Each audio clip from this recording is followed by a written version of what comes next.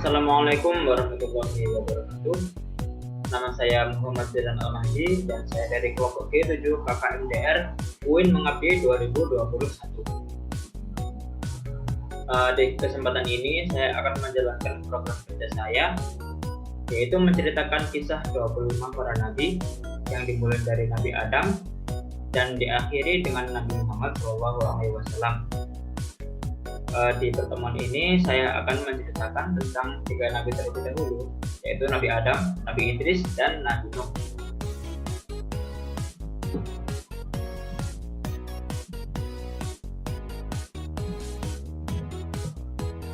Nabi Adam adalah nabi pertama kita. Siapa sih Nabi Adam itu? Nabi Adam adalah manusia sekaligus nabi pertama yang diciptakan dari tanah di bumi oleh Allah Subhanahu wa Ta'ala, dan Nabi Adam ini juga dilengkapi dengan pengetahuan oleh Allah, dan malaikat pun disuruh bersujud di hadapan Nabi Adam. Dan pastinya malaikat mematuhi perintah Allah tersebut, dan namun para iblis tidak mau bersujud karena mereka merasa tingkatan mereka itu lebih tinggi daripada Nabi Adam, dan pada akhirnya mereka diusir dari surga ke bumi. Mengapa Nabi Adam dikeluarkan dari surga? Saat Nabi Adam kesepian di surga, Allah menciptakan seorang perempuan dari satu tulang Nabi Adam yang bernama Hawa. Di surga, mereka diizinkan untuk memakan makanan dan meminum minuman apa saja yang ada di sana, kecuali satu, buah kuldi. Iblis yang membenci Nabi Adam pun menghasut Hawa untuk memakan buah kuldi itu. Alhasil, Hawa terhasut dan memakan buah kuldi, dan akhirnya mereka berdua dikeluarkan dari surga untuk pergi ke bumi. Ketika sampai di bumi, Nabi Adam dan Hawa terpisah sangat jauh selama 40 tahun. Dan akhirnya Allah mempertemukan mereka di tempat yang sekarang dikenal sebagai Padang Arafah dan Bukit Jabal Rahmah yang dijadikan sebagai tempat wukuf bagi para jemaah haji. Siapa sih keturunan pertama Nabi Adam? Setelah sekian lama hidup berdua di bumi, Allah Subhanahu wa Ta'ala kemudian memberkahi keduanya keturunan yang banyak. Hawa melahirkan 20 pasang kembar putra-putri. Pasangan kembar pertama mereka adalah Qabil dan Ikrimah, disusul dengan Habil dan Labuda. Nabi Adam kemudian menikahkan mereka dengan persilangan. Qabil dinikahkan dengan Labuda dan Habil dinikahkan dengan Ikrimah. Namun Qabil menolak menikah dengan Labuda karena Ikrimah ini lebih cantik dibanding Labuda. Lalu Qabil ini merencanakan pembunuhan, dan akhirnya dia membunuh Habil demi memberi istri Labuda. Wafatnya Nabi Adam. Nabi Adam wafat pada usia 930 tahun setelah diciptakan Allah Subhanahu wa Ta'ala. Nabi Adam hidup sekitar tahun 3760 sampai 2830 sebelum Masehi. Tinggi Nabi Adam ini sekitar 27 meter. Sebelum wafat, Nabi Adam sempat menginginkan makan buah surga. Namun sebelum sempat memakan buah surga, beberapa malaikat yang membawa kain kafan, kop, dan cangkul sudah datang menemui Nabi Adam. Mereka ini diperintahkan oleh Allah Subhanahu wa Ta'ala untuk menjemput Nabi Adam ke surga. Yang kedua adalah Nabi Idris. Siapa sih Nabi Idris itu? Nabi Idris adalah seorang hamba Allah Subhanahu wa Ta'ala yang sangat soleh dan tekun beribadah. Beliau adalah keturunan ke-6 Nabi Adam dan hidup 1000 tahun setelah Nabi Adam wafat. Nabi Idris ini diangkat menjadi nabi saat usia 82 tahun. Nabi Idris ini memiliki nama asli Hunum, dan karena ia sering belajar dan senang belajar dan tekun belajar sejak kecil, ia pun diberi nama Idris. Nabi Idris merupakan manusia pertama yang menulis dengan pena yang terbuat dari batu kerikil. Mengapa malaikat Israel ingin bertemu Nabi Idris? Allah Subhanahu wa Ta'ala meninggikan derajat Idris karena ia tekun beribadah dan menuntut ilmu. Ia pun beribadah dengan amalan yang sungguh sulit dilaksanakan oleh manusia lain dan ia berpuasa sepanjang masa dan beribadah sepanjang malam, malaikat akan mengantarkan makanan dari surga setiap Idris akan berbuka puasa. Ketinggian derajat Nabi Idris itulah yang membuat malaikat Israel rindu dan ingin bertemu dengan Idris, bukannya untuk mencabut nyawa Nabi Idris. Kenapa Nabi Idris minta dicabut nyawanya? Nabi Idris ingin semakin tekun beribadah kepada Allah Subhanahu wa taala. Ya, lalu meminta malaikat Israel untuk mencabut nyawanya.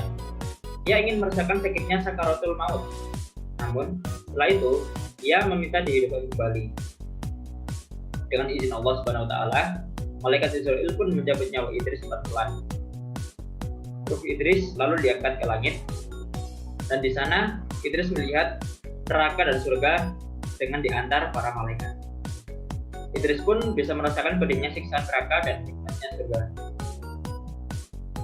Bagaimana cara Nabi Idris untuk tetap tinggal di surga? Ketika masuk ke dalam surga, Nabi Idris meletakkan sandalnya di bawah salah satu pohon di surga.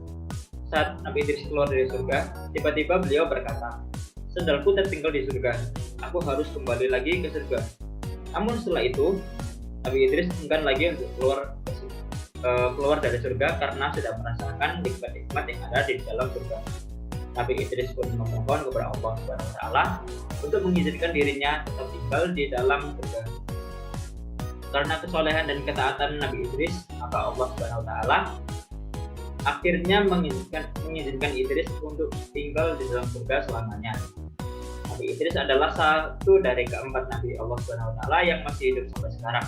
Ketiga nabi lainnya adalah Nabi Isa, Nabi Khidir, dan Nabi Ilyas.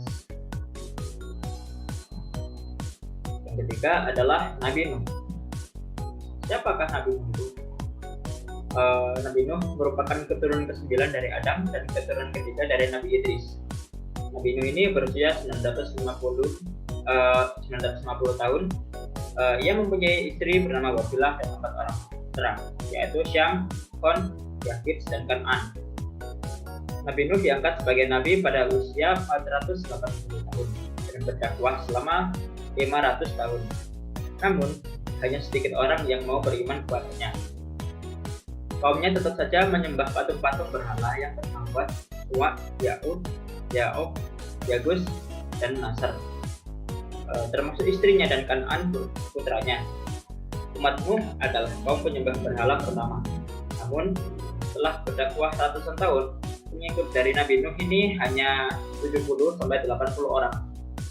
Itu pun hanya dari orang-orang yang lemah.